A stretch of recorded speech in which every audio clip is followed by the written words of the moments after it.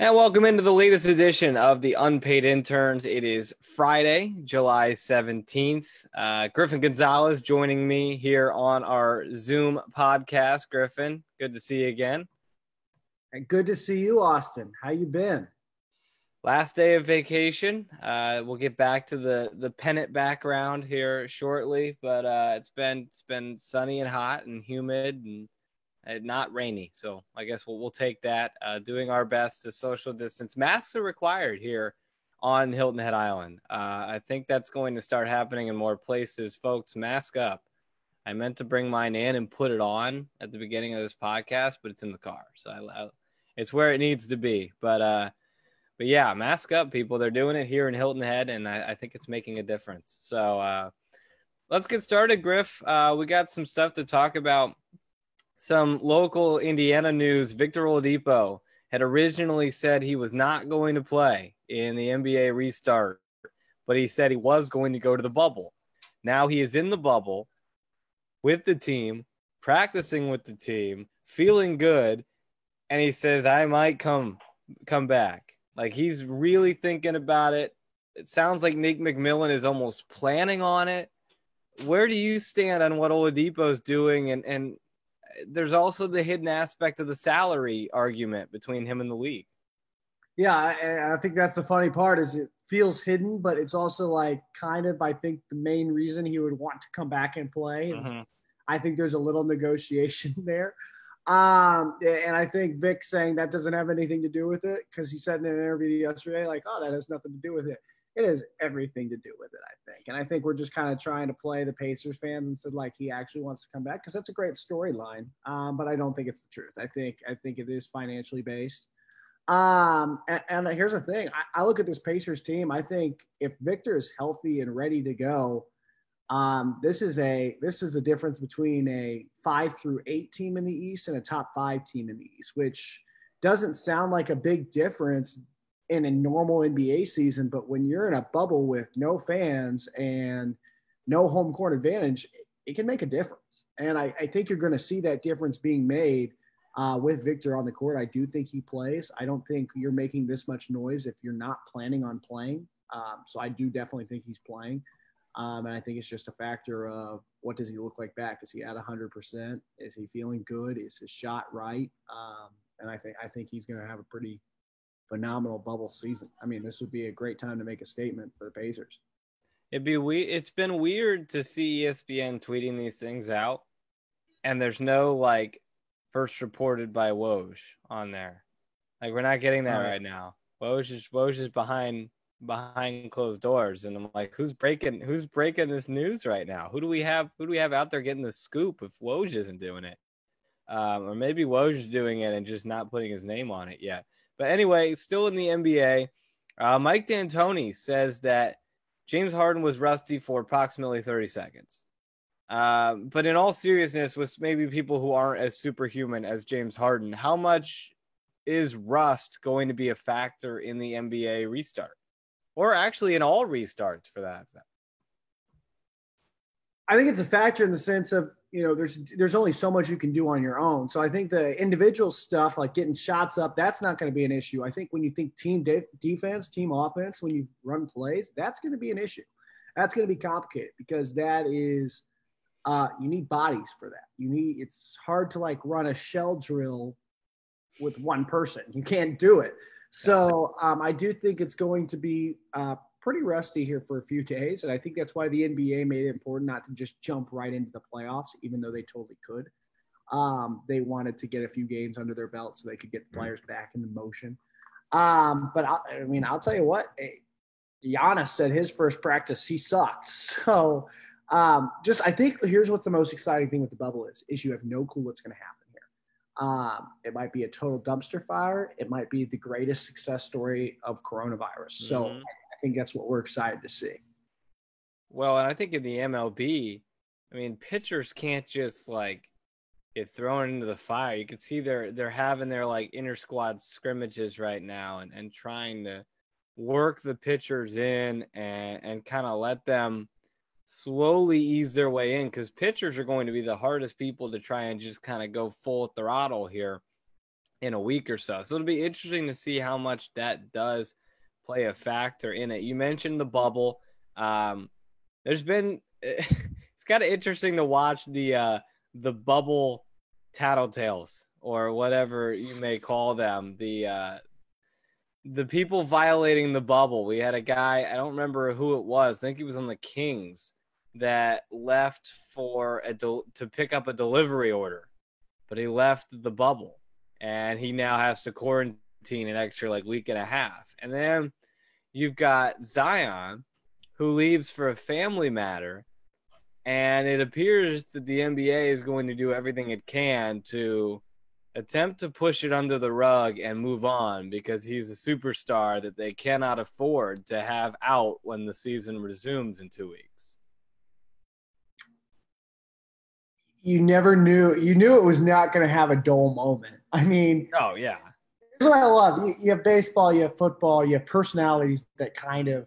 I feel like every other league tries to quiet those personalities. Mm-hmm. Like the NBA just goes full speed ahead with that. That's why the NBA is great. Yeah, and I will say, everything from the anonymous hotline, the players getting Grubhub, oh my gosh, what was the other one? You have the shotgunning beer challenge. Yeah. Content gold going on in Orlando that we need more of. When I saw the details of how players were coming back, there was going to be a DJ show, and apparently Dwight Howard was the only player. Yes, he was the only one that went. Yep. DJ show. This needs to all be filmed. I hope there's a lot of content people there just getting all of this on film because it has to be the most entertaining thing ever. I mean, I hope social media people for the teams are allowed in the bubble because that we need that content right now. We need team videographers. Tamar and I talked to the Pelicans team last week. Oh, that's right. And they were each team was allowed to send one person. So there are people there. I'm just waiting. So those are the most important people in the bubble right now. Never stop recording. But no, I think the NBA, I think they're really smart in the way they're doing this. I do think it's funny seeing players get upset with their $450 a night hotel rooms that they get to live in for the next 3 months. And it's going to be dramatic, and the basketball hasn't even started yet. Wait till there's a fight in the middle of a scrimmage, and then they have to walk back to the hotel together. Imagine what that's going to be. You're going to have Woj saying Joel Embiid threw 3 punches at, JJ Redick on their way back to the Floridian. It's just going to be absolute entertaining. Is Woj hiding in a hotel room right now? I'd like to think he is. Just walking around. I think Rachel Nichols has been doing that. I've been watching The Jump a little bit. I think she is currently quarantining in a hotel. Final bit of news, not as serious as the other news, but I feel like this will hit home with you, Griffin. Aaron Rodgers and Danica Patrick have officially split. Your thoughts on a power couple no more? It's tough. It's tough to see. I'm disappointed. I feel for Danica here. I'm going to be honest. That you're siding with Danica? You see the stuff on The Bachelor. You see that Rodgers family seems like it's a lot. Yeah, it just seems like there's a lot going on there. I think he cares about football, and and I don't think there's a lot more else to him. Doesn't seem like the greatest dude. I used to think he was the greatest guy ever. And now all this stuff is coming out between his relationship with Mike McCarthy and Jordan Love, baby. Let's go.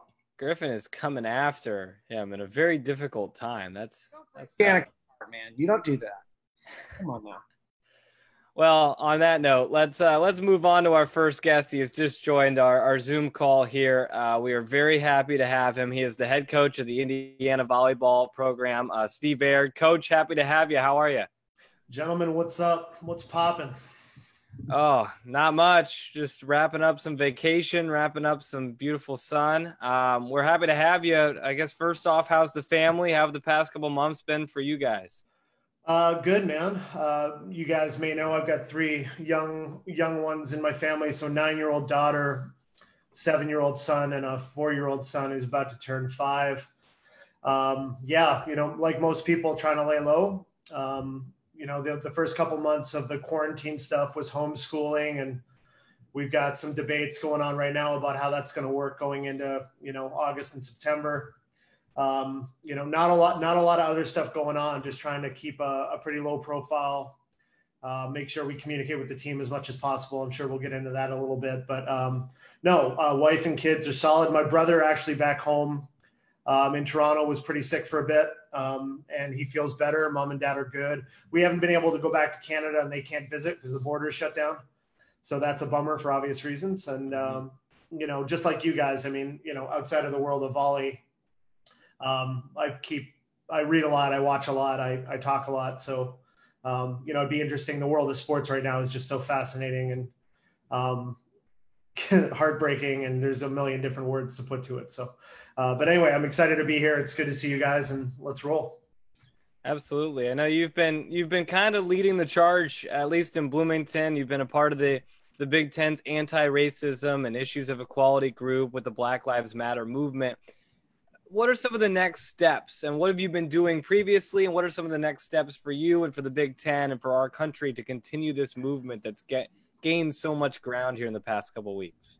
Yeah, it's a great question, and I appreciate the feedback.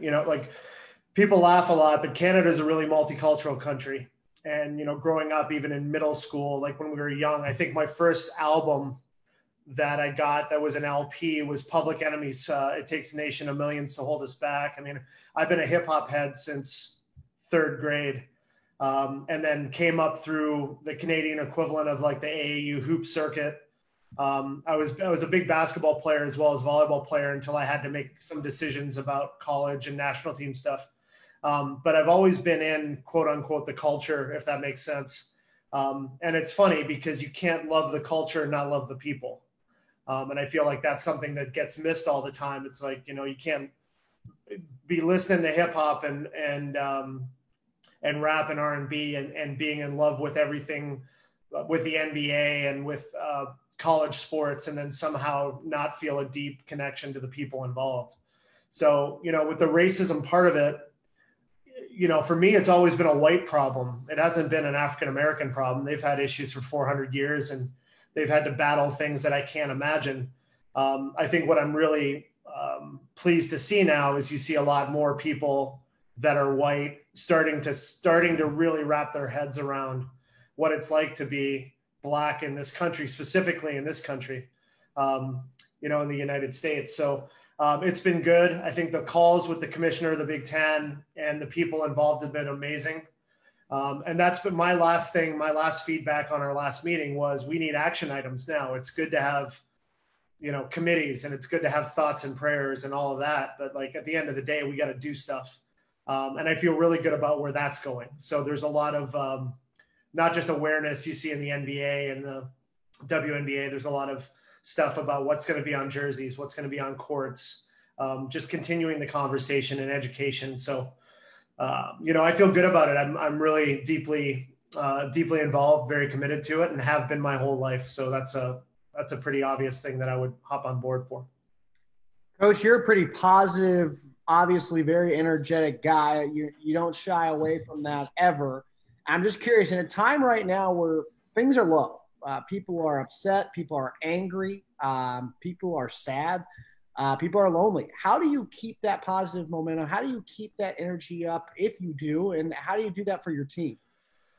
Yeah, I was saying this the other day to one of our administrators. It's hard because at the end of the day, you've got family.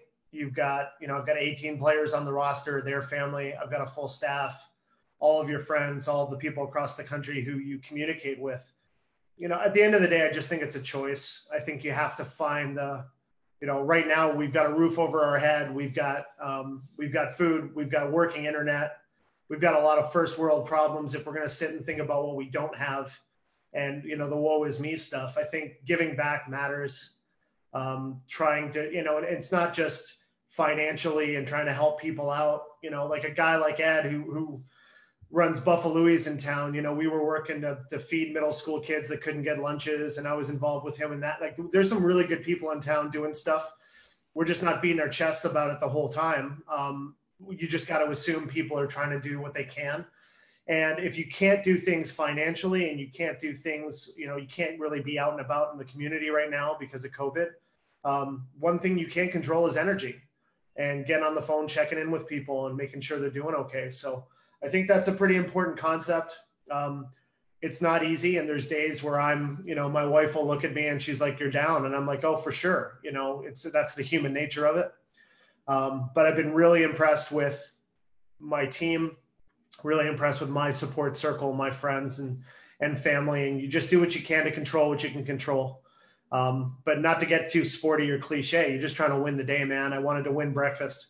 And then, I had a good workout this morning and I've got meetings and calls and excited to be with you guys. And one of my favorite stories is the Navy SEALs when they do their Hell Week. The guys who are hoping that it ends never make it. And the guys who are only worried about getting to breakfast do. So it's really just the next thing, like you can't get too caught up in, well, what happens if no football and what happens if no, it's like, listen, man, let's just win today and try to do the best job we can in the next few hours. And we'll wake up and do the same thing tomorrow. That's fantastic. You mentioned Ed and Buffaloes and the city of Bloomington. I know there's been a couple of events that have been horrific in the city, but outside of that, with the support and the protests and all that stuff, how do you feel like the city of Bloomington has responded to a lot of the stuff going on in our country? And it feels like a very tight-knit community there in Bloomington. Yeah. And I mean, I can't speak for the whole town, but a lot of the stuff that we're running into has been happening and does happen and has been happening for hundreds of years. And so I think what's happening now, and the one thing that's really changed it, is cell phones and smartphones. It's not like stuff is just starting to happen. It's just being videotaped now. And people are starting to be able to wrap their head about how egregious it is and how terrible it is. And the more dialogue, the more conversation. You don't want to shield the stuff from what's going on. You want to have conversations with them. I mean, I took my 9-year-old to the march or the protest when we were on campus and then downtown. And, my inbox blows up from people saying you're being irresponsible and you shouldn't and I'm like, listen, that's been the problem. We have to talk to young people. I've got to talk to the girls on my team, the athletes we have at IU, the young people who can make a difference. And they don't need to be sheltered from it to help them out. They need to know exactly what's going on and get in the fight. Absolutely. Yeah. Griffin, go ahead. Coach, you brought up that point about involving your children, and it's something I think really important. And for anyone who's watching or listening in the future who has kids at home, what advice would you give on having that dialogue with them, explaining what's going on in the country, explaining racism, which is already such a complicated subject for, people of our age, who's 9, who doesn't really understand that? Yeah, I mean, we're really fortunate because not only do my kids get to travel internationally and have, my brother is back home. So they've got an uncle in Canada. They've got family in the deep South. They've got family in Florida. They get exposed to a lot of these conversations and issues by default. I think it's just about educating them and really taking the time to have some conversations. Kids are so resilient and they will ask you questions at times that'll blow you away because you really couldn't believe that they'd be that dialed in. And they say some stuff that breaks your heart, like when my daughter's like, well, why would they treat someone like that differently just because of skin color? I think racism's taught, man. It's a disease. It's a disease of the heart that people get brought up in.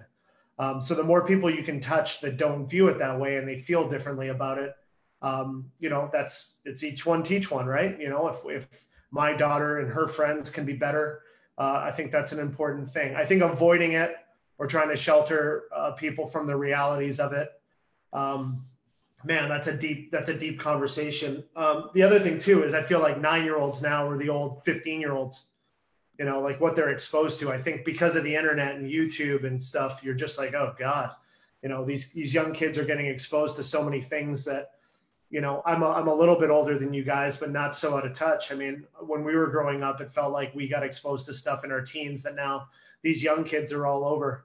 And you have to have the conversations with them to stay ahead of it. Well, that's great. We really appreciate everything that you're doing. I've enjoyed following your movements and stuff on Twitter. I think you've been really in front of it, which is great. I do want to move on to volleyball things. Sure. We have you, obviously, you're the head coach of the volleyball program.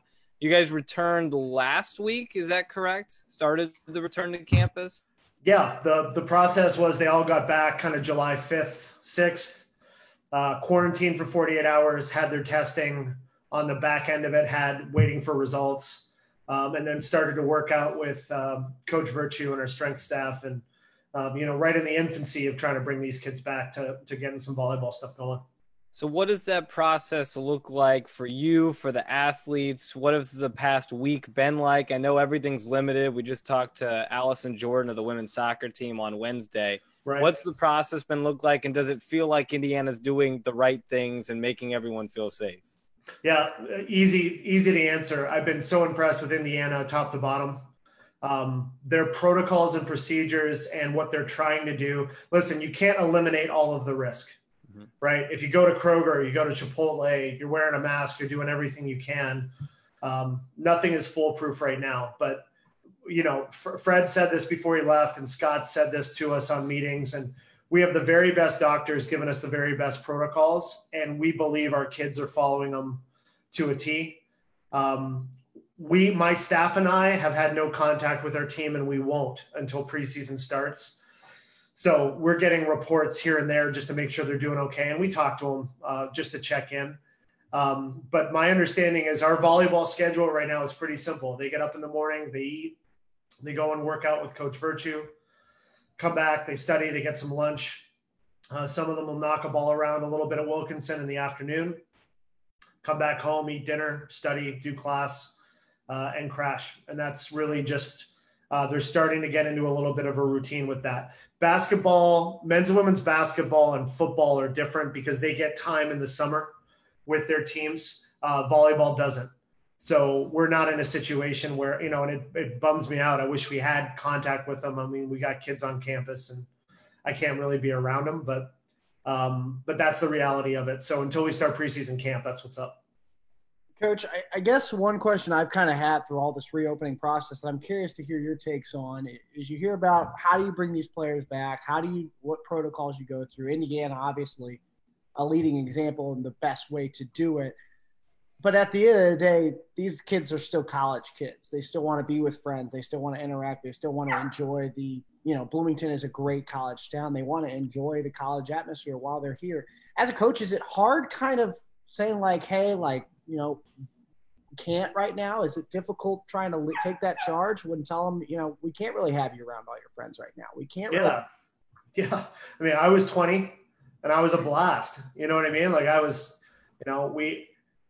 we talked to our college buddies. We had a great time and we enjoyed college and we competed. I mean, I played in 3 Final Fours. It's not like I was there because of ball. And I got a business law degree, so I cared about school. But yeah, the social part of it when you're young matters and you miss people and you want to be social. And I think you should be. I mean, if you guys know me well enough to know it's not, I want the kids to have a really good time. I really want the students to have a blast. And I think that's part of the college experience. I think the difference right now is we're in a once in an every 100-year kind of event. And they just need to understand that, if you want to go hang out on a Saturday night with a whole bunch of people that haven't been tested, we're not playing this year. And that's just the reality of it. I'll tell you guys, this is just advice. Life keeps getting more fun. Like when you're in college, you think that, being at Kilroy's on a Saturday night, oh man, what are we ever going to do when we can't do that anymore? Well, welcome to your mid-20s when you got a few bucks in your pocket and you can hop on a flight to go see buddies, or you're spending a week in Vegas, or it's, life keeps getting more and more fun. I wouldn't go back to college if you paid me now because I'm having too much fun now. So I think that's an important thing for young people to know. It's like they feel like they're losing out on all of this time that they have. And I understand that, but that's one way to look at it. The other way to look at it is put your head down, get your degree. And when things get better in a few years, you can be out and you can be flying all over the world, having a blast with your friends. And because you sacrificed when you had to and did what you needed to do. How does the Big Ten came down last week saying that there would be no non-conference games for all fall sports. How does that impact you, if at all? And how does that impact the scheduling side of things? So volleyball, we have 4 weekends in the preseason where we usually play tournaments, and you guys know that because you cover stuff and you know sports. So none of that's on the table now in terms of preseason matches. Here's how it hurts us. We've got 8 freshmen. So the preseason, not only training camp, but playing those matches is, so crucial because they kind of start to understand what it's like. And now, they're going to start. We were scheduled to open with Nebraska and Wisconsin out of the gate. And so for 8 freshmen who have never played a college match to start, playing against 2 of the best 5 teams in the country out of the gate, it's a tall task. But those, again, are first world problems. If we're playing a season, we're all excited. And, half of our team is freshmen. We knew that was going to be the case. I knew that when I took the job, that this would be the first full class. You guys know with volleyball recruiting, it's much like softball. We recruit young. So we're starting to learn the best 8th grade, 9th grade kids in the country. And then when they commit, sophomore, junior year now, you've kind of been waiting for a couple of years to bring that class in. Very different with hoops, very different with football, where it's kind of everything's happening in the last couple months or senior year. So, we know who these kids are. We know what they're like. We know their families. We know we're getting great people. But experience is, you guys get it. It's playing in front of 8,000 people on ESPN is different than playing in their high schools. So that'll be a transition, but it's one we're excited about. I know they're excited about. Coach, you bring up the recruiting aspect of volleyball, and I'm just curious, how has COVID-19 kind of changed your guys' recruiting techniques, tactics, scheduling, any of that? I think we were really fortunate, one, because the class we just brought in was so big and robust. So we, most of the roster has been turned over, and we had a huge class. In 2021 and 2022, we're mostly done recruiting. So we had commitments from players going into kind of this quarantine COVID situation. So we're in a very unique position. I think our staff worked really hard. Dan and Krista have been phenomenal. And we're just in a good place right now as a program. It's more about managing the players that we have and the roster going forward than it is acquiring talent. And there was a rule change with us. So we're not allowed to basically offer kids now until their junior year. So the younger classes, when we have scholarships, we can be pretty patient and pretty specific, and hopefully ride this out a little bit until the other side of this, and then pick up the recruiting aggressively. Well, Griffin mentioned earlier that you're normally a very optimistic, very positive guy. So what's been your message to your team when you have been able to communicate with them in the off season or over Zoom or whatever? What's the message to them about whether or not you're going to have a season, or what kind of the uncertain future holds? Yeah, the big thing, and I think it'd be advice to anyone, it's you can only control what you can control. So don't be spending mental energy or spending all this time on what if, because you just don't know. Control what you can control. It's the cliche win the day thing I told you about. Just worry about today. Be a good human being, be a good teammate, see if you can do stuff. The next part for me is this is such a unique, it's exactly what you two are doing that I don't think enough young people are doing. So, tip of the cap to you guys, but create, you have time, you've got time, you've got resources. If you're fortunate enough to have the internet, which isn't a given. That's the other thing that's just so challenging is you got so many young people and people in education that, this online learning thing is great if you can afford it and you have really good internet and you have access to stuff. But if you do, like you guys do, you should be doing exactly what you guys are doing, is being creative, working, grinding. What can you do to use your time? And I think a good portion of the population, not just kids or teens or college students but adults, they just sit on the couch and they worry about, well, what am I going to do? What am I going to do? As opposed to doing. So being active, like as funny as it is, it's the time to write a book or start a podcast or be really active in the community. There's a lot of people that hate the way the country is trending and where it's going. Then do something about it, get active, get involved. And I think that's something that all of us should be doing. It's if you've got time and you've got energy, put it to good use.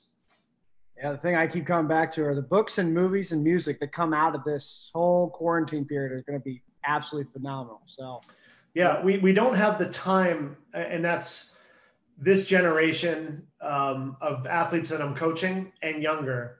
It's been so structured. You know what I mean? It's one of the things I hate about the typical college athletic structure. You know, I try to run my team like a professional team. If we travel to a city on a Thursday night, I tell them, listen, I'm going to go watch football and have a beer, and the bus leaves tomorrow morning at 10 a.m. Like, figure it out. If you need to study, cool. If you want to watch Netflix, good. But not every single minute is micromanaged, because at some point this happens. And the people who are self-motivated, who have a great engine, win.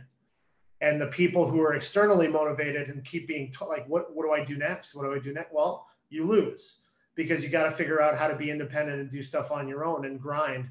And to your point, Griff, like, people who are making albums and writing books and doing podcasts and creating content, if you can't leave your house, if COVID doesn't go away for another year, if the winter conditions are terrible, people need to consume stuff and be entertained. So why not do it? And people are so fearful of, well, I don't know if I'm any good at this, or what are people going to think? Who cares? I mean, just start doing stuff. Some of the best stuff comes out of taking the risk. You know, on the other side of risk is beauty. And too many young people are worried about what people are going to think, or who's going to tweet this, or who's going to like my page. Listen, all of that is just straight bullshit. You got to work, and you got to put in the work and be aggressive. And that's why I respect what you guys are doing so much. Well, we appreciate that. I do want to transition to Fred Glass retired this summer. He was a guy that hired you a couple of years ago. Just kind of talk about what Fred meant to you. Obviously, the guy who gave you the job, but also what he meant to Indiana athletics as a whole. It's a great question. College athletics, you're really, really lucky if your administration and the people that you work for really believe in what you do. That changes all the time. People move, people leave, things happen. I think when I first met with Fred, it took us about 15 minutes to learn we were kind of kindred spirits in a way. You know, he's a really positive guy. He's a why can't we do this kind of guy. I think his body of work over 10 years is phenomenal. And if you look at what's been built, if you look at revenue generation, if you look at success for teams, he just had a huge impact on how things were going. And you guys are probably more historians than I am, but you know, there was a time IU was shaky. I mean, things were going on compliance wise and coaching wise. And it's viewed very differently now than it was a decade ago by anyone in the country that I talk to who knows college athletics. And that's a testament to the people, but the people got hired mostly from, you know, Fred's tenure. Good human being, fun, great guy, a guy I hope to stay in touch with, hang out with, use as someone that I can call when I've got issues. He's just really, he's got a really deep and broad sense of a lot of things. Yeah, and I'm going to miss him because he was really easy to work for and great to work for. He was really complimentary of us and what we've been able to do in such a short time. But it's funny. He was like, well, that's why we brought you here, you know, to do exactly what you guys are doing. So that was cool.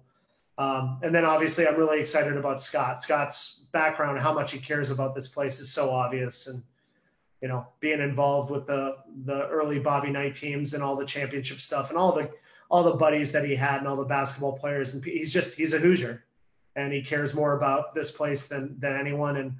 And people, you know, this is funny. People might take he's a really easy guy to get along with.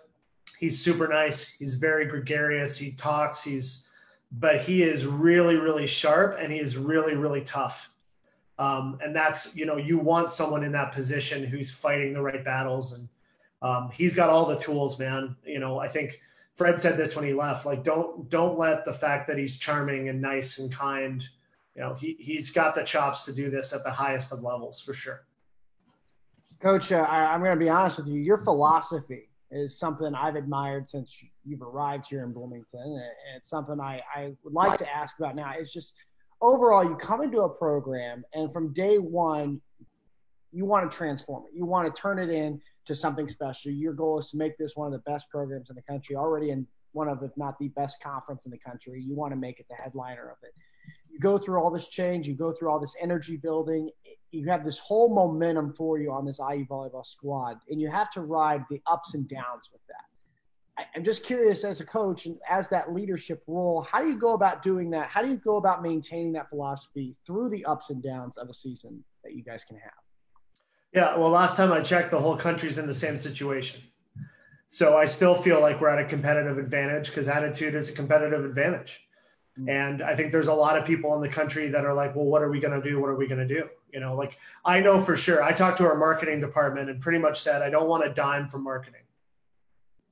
If there's going to be financial cuts, put it to use elsewhere. We're going to be able just straight up guerrilla marketing, social media, getting the students. Like if I ask you guys, I need help with, let's roll. I know you're in. I just think it's about how you view it and how differently you approach it. And I've always been wired this way, whether it's a volleyball program or building a business or opening a restaurant, or doesn't matter. It's about, you need eyeballs on it. You need people to believe in your vision. You need people who are going to work hard, and you can't let the detractors or the people who say, hey, it's not going to happen, ever get in the way of the vision. I'm pretty sure if 2 years ago when I took the job, you surveyed the country and said Indiana would have a top 15 recruiting class and be in the top 10, 15 in attendance, we would have been laughed out of the building. But I knew it was going to happen. And my staff did. And then I think the people around us kind of figured it out. Everyone believes you after you've done it, but no one believes you on the front end when you know you're going to do it. And I think that's just an important part of it. And recruiting is really that. That's the key. It's being able to tell people this is where it's going and I know I can do it. And to be blunt, I've done it at 3 different schools now. The first year I was at Auburn as an assistant, I was 22 years old. We were 1-27 on the year. And then 3 years later, we're in the SEC tournament and we're recruiting well. And, Maryland was the same thing. We're dead. I took that program over. They were dead last in the ACC. They were going into the Big Ten, and they'd never had a top 50 recruiting class. In the last 2 years, it's 16th and 9th. And, I got laughed out of the room my first meeting at Maryland when I said, we're going to sell out the building. And they just, people don't see it the same way. The one thing I will say about IU and Fred is the same conversations I had in the past with people where people laughed at me and said, I'm not sure. He totally believed it was going to happen. And you want to surround yourself in life with people like that. It's all of the kids we have now. They want to play on, in the Olympics or win a Big Ten championship and, make a deep run in the NCAA tournament. I fully believe they're going to do it. And they need me to believe that. So I think that if you're talking philosophy, Griffin, that's what's up. I mean, you have to believe it before it becomes it. That's the nature of how this works. And if I didn't believe in my being that it was going to happen, why should people believe in me? So 2 years into it, I think we're rolling along.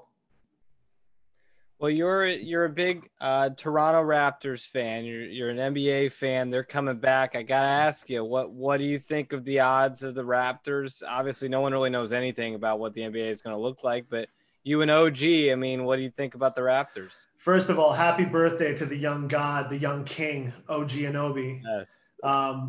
Blessings on his 23rd. I think it's his 23rd birthday. Anyway, he's young and awesome and a great guy. This is the meat of what I wanted to get into. I want to talk about some random sports stuff with you guys and pick your brain. Listen, no one can score on Toronto. That helps. I mean, defensively, they're just as good as anyone in the league. I'm a little bit worried about Gasol. He looks a little bit too trim. Some of these guys lost all kinds of weight. And I'm like, we need some of that. Ibaka can play, and he kept himself in great shape. It's a world-class organization. You don't win a championship. I understand the Kawhi component, but you don't win a championship unless everyone in that organization is a pro. So I'd expect them to come back and be ready to compete. And then in the East, you're worried about Milwaukee, obviously, and Boston. But we'll see. And it depends how that shakes out. And then, you want everyone to stay healthy. But I think, if stuff happens, and the concept of the bubble with NBA guys to me was always kind of comical because they've got some, other things they get into maybe outside the bubble that is going to be hard for them to not take part in. So we'll see. We'll see how it all works out.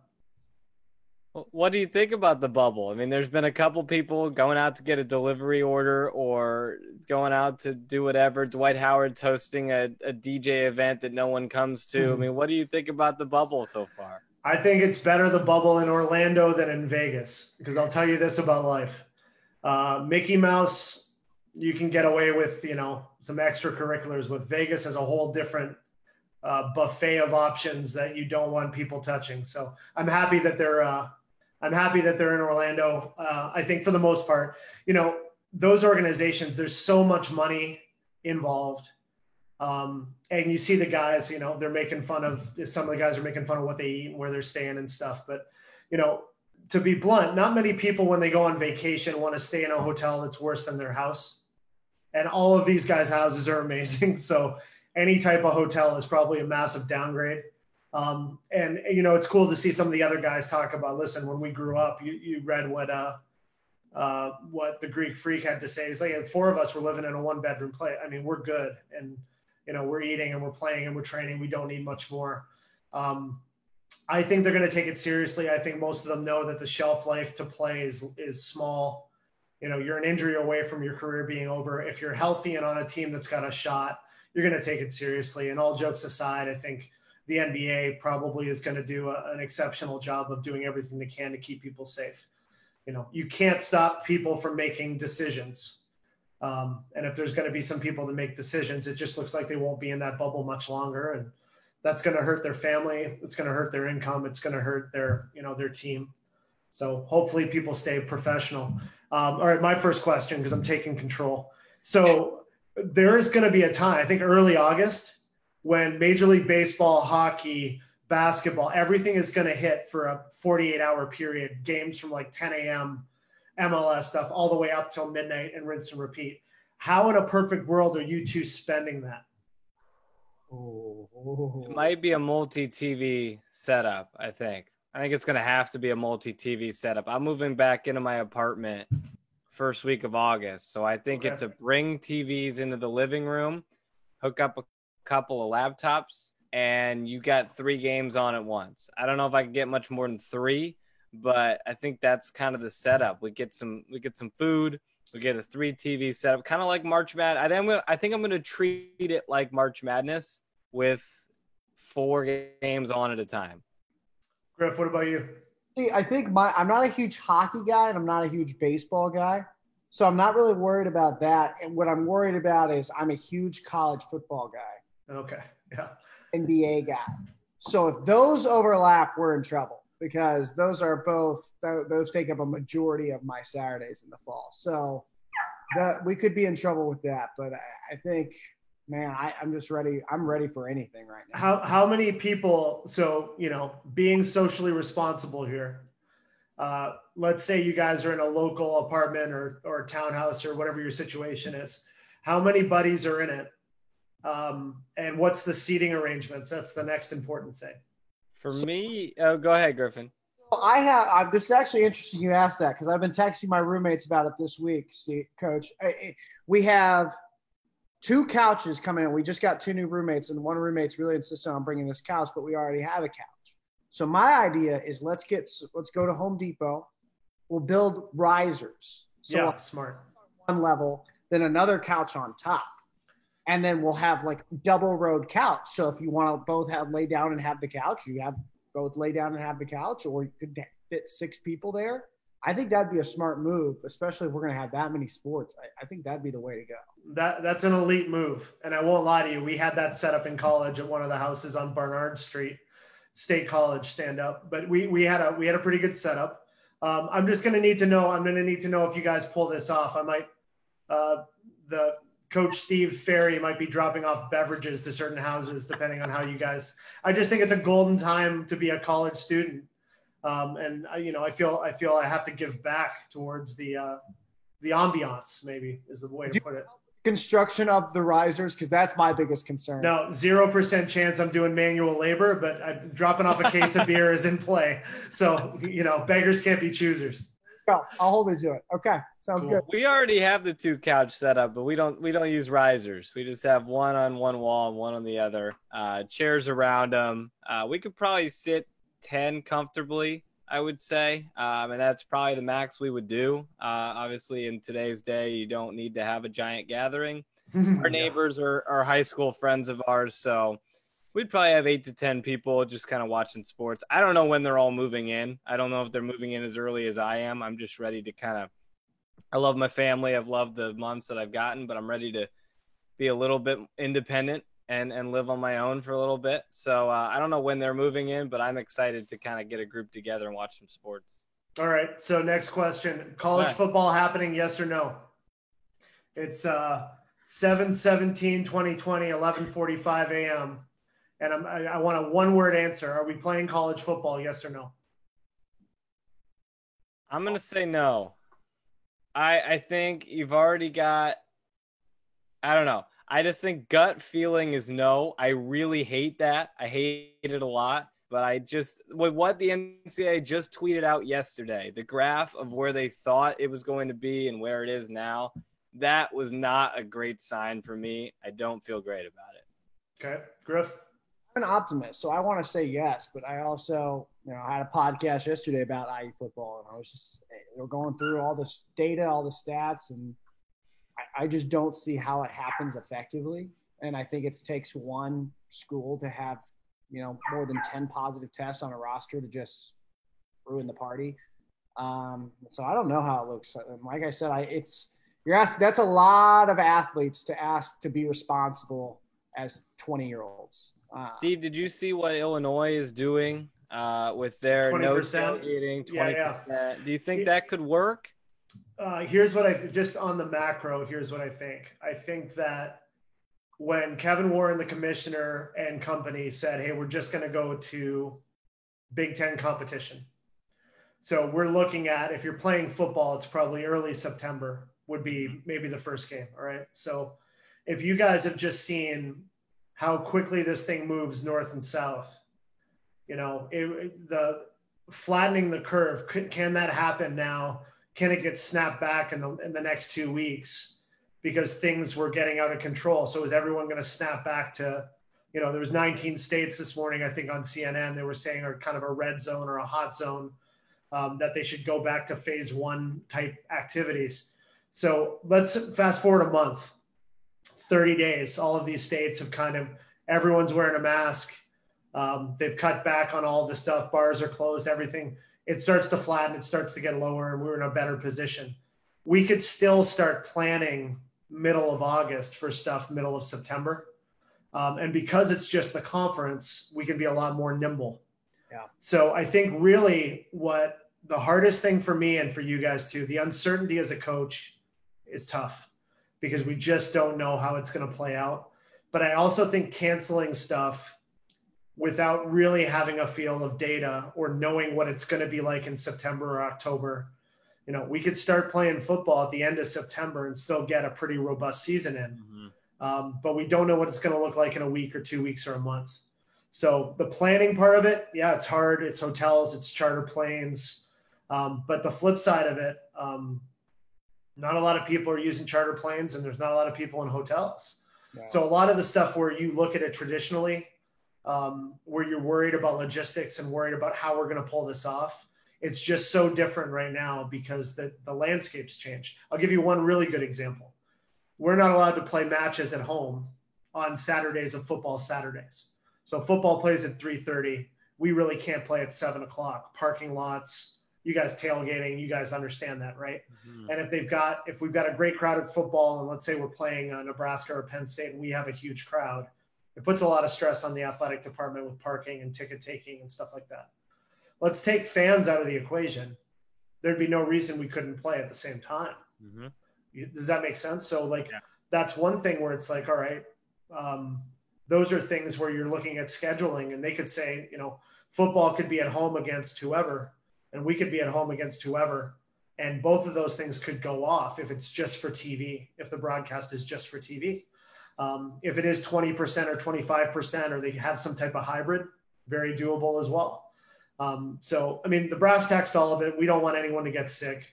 I'm a dad. I got 3 young kids. I care about these kids on the team like they're my daughters, and I don't want any of them getting sick. But I also think us driving to Purdue and playing a volleyball game, there's not a lot of risk there.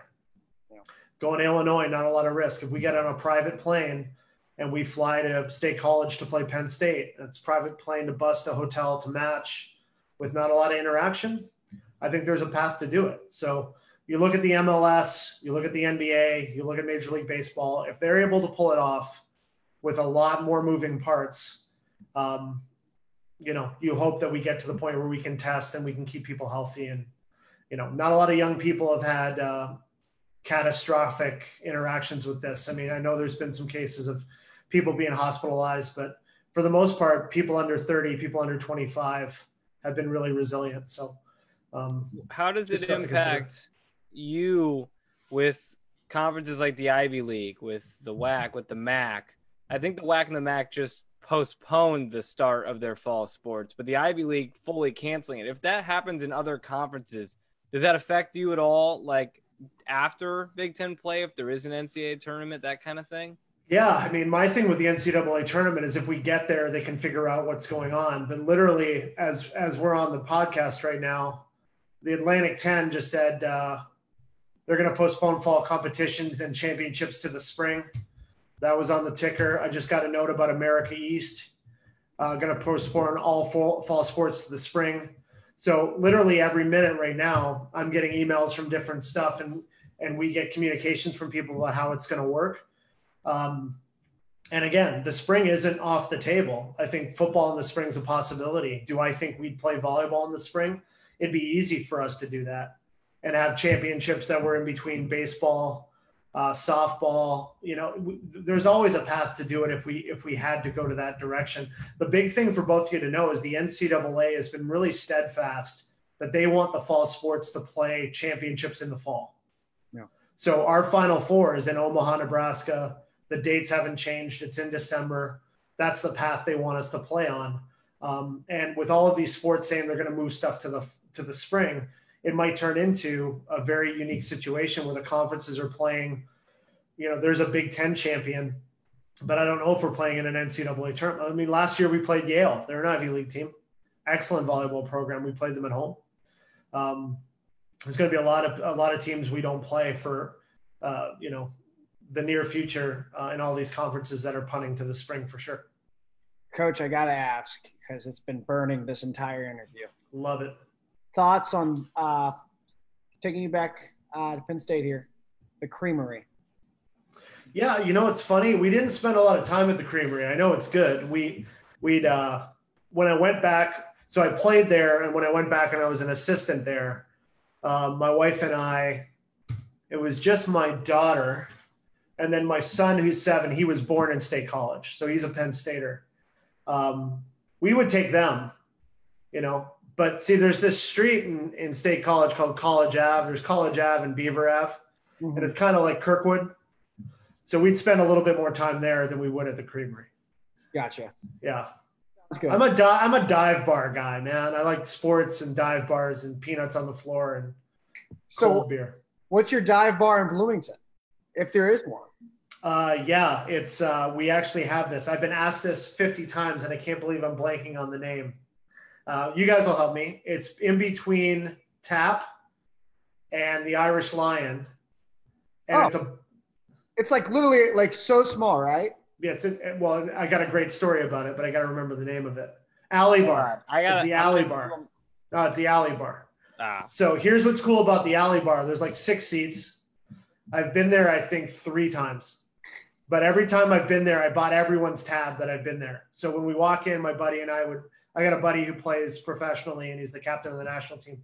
We'd walk in there, and the first time we walk in there, we just said, hey, whoever's tab is there, we got it. And we bought their beers. And you can play pull tabs. It's a gnarly little place.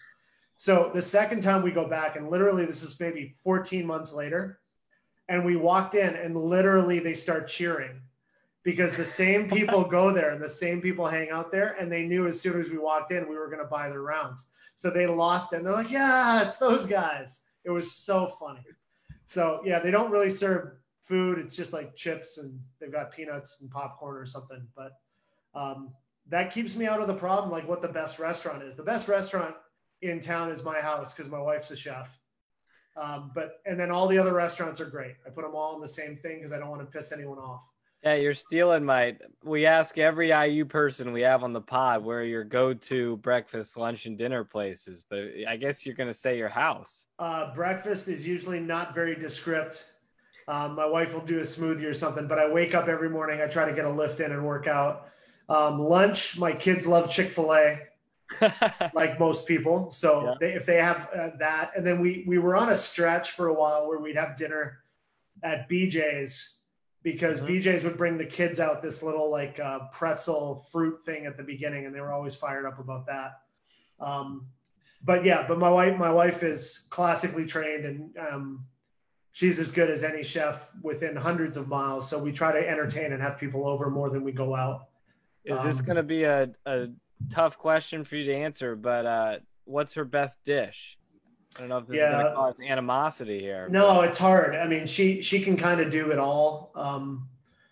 She does make a pasta dish that I like a lot, and she'll make the pasta from scratch. And it's kind of like a cacio e pepe, which is like just a very simple noodle dish with a cream sauce and pepper. But she'll make the bowl you eat it out of actual Parmesan. So she puts Parmesan in a thing, gets it to the point where it's kind of malleable, flips it over a thing so it becomes the shape of a bowl. So you eat the pasta and then eat the bowl. And that's just kind of fun. She's got a lot of these tricks of the trade. The girls like eating at the house, put it that way. The team loves coming over when they can. Obviously, we haven't done that recently, but the team likes thriving from the quarantine, getting to kind of show off her culinary skills while you can't go out. We eat a lot more dinner at home than, this is the most I've ever been in one location in my life. And you guys hear that a lot. Like there's even the NBA guys like LeBron have been like, I've never been at home, or I've never been not around people for this stretch of time. And anyone in college athletics with recruiting and how busy we are, we're on the road all the time. We go to all these events during the season. You're gone at least every other week. You're traveling. Usually get a couple weeks in December and maybe a couple weeks in May where you actually have real family time. But I've never had a stretch like this where I've been around my kids and my wife this long.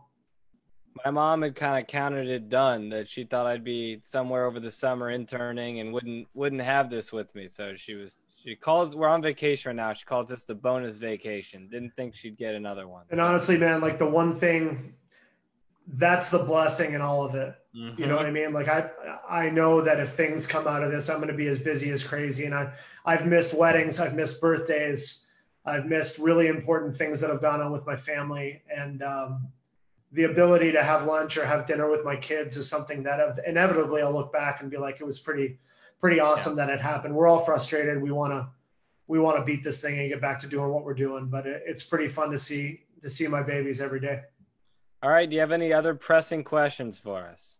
I know you were ready to take control. Didn't know if you had anything else. I mean, yeah, we could do this thing for 3 hours. I've got to do I've got to do a talk. So IU has asked me to do a very similar to this, do a Zoom with the incoming freshman class at IU. So I've got that on the books. I think it's the 23rd or 25th of July. But they want me to talk about, it's your first year coming to college, the COVID thing, how you're going to socialize, how you're going to meet people. So give me one or two things that you guys think, if you could go back to the beginning, that would be good advice for freshmen, especially under these conditions. I was going to say, it's very different. We got a normal welcome week and everything. Right. So just think about what's one or two things that you guys think that I could tell the entire incoming class of IU Bloomington. Just things to consider, things to think about. I go back to when I was a freshman, and this is something I tell to everyone I know who comes to IU, who's a family friend of mine, is you go to college, it kind of what, people on your floor want you to be, the people in a fraternity or sorority you're rushing want you to be. And at the end of the day, I think you're only going to be, it took me a first semester to figure it out. You're only going to be happiest if you're yourself.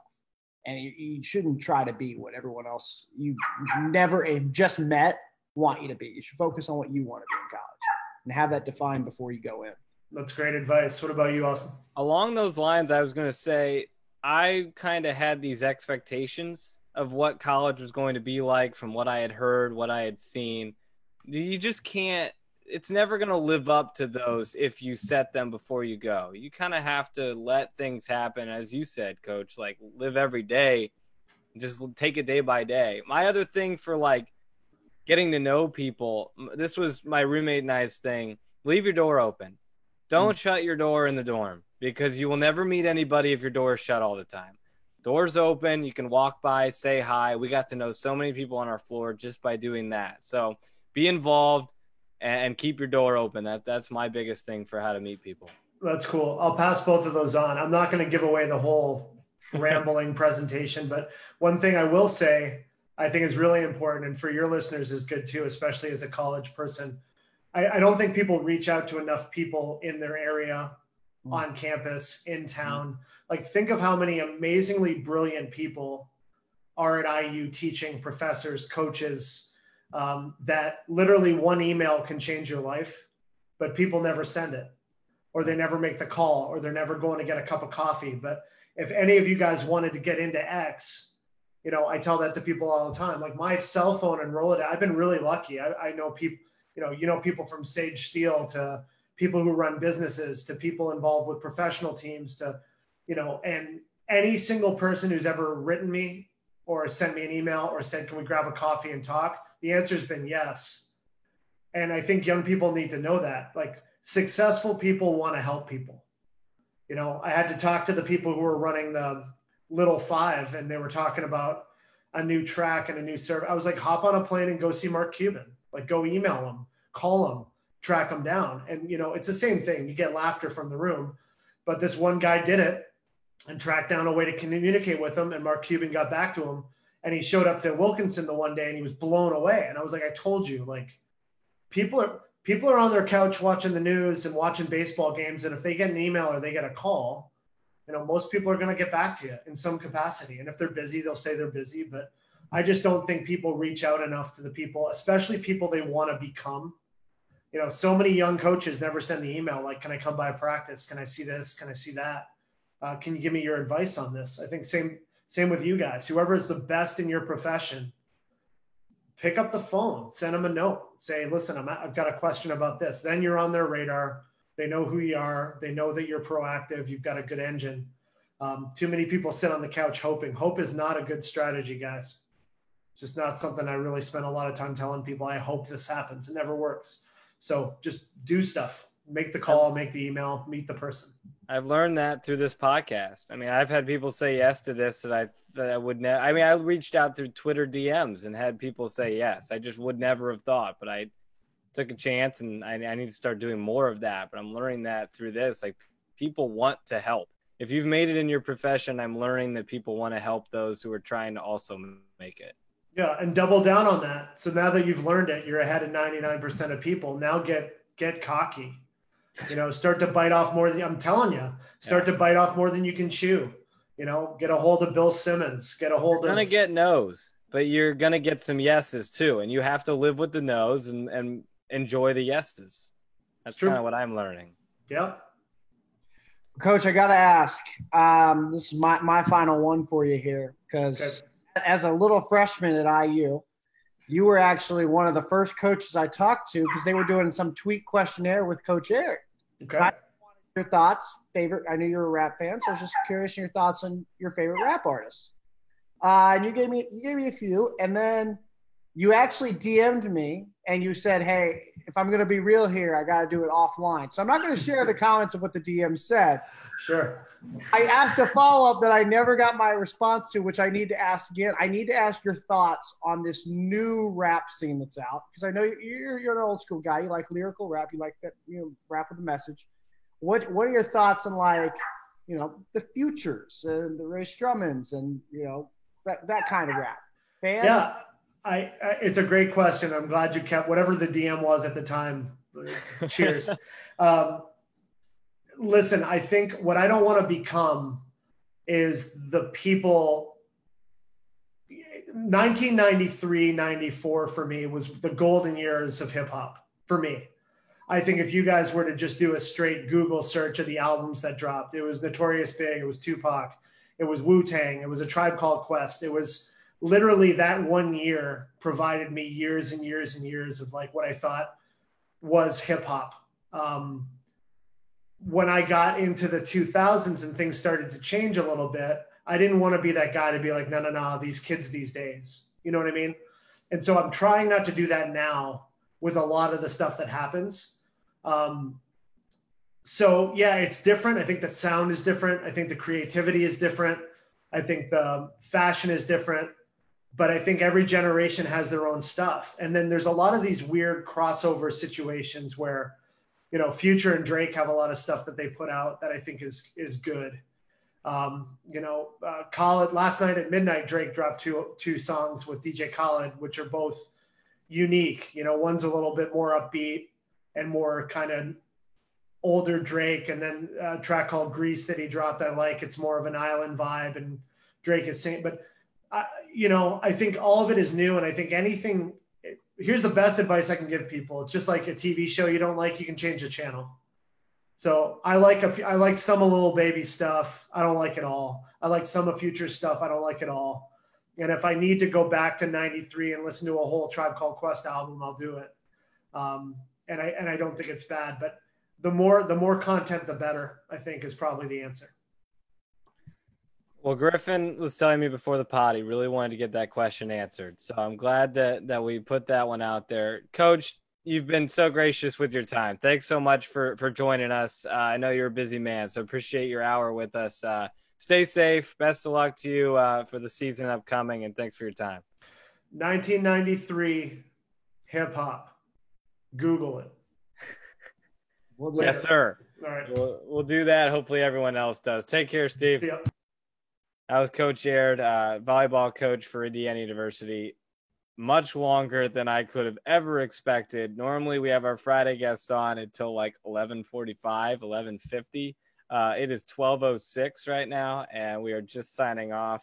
We were on schedule, but then he wanted to interview us. He did. He took it over around 11:45, and we went off the rails. But that was great. I loved every second of it. We love having Steve on.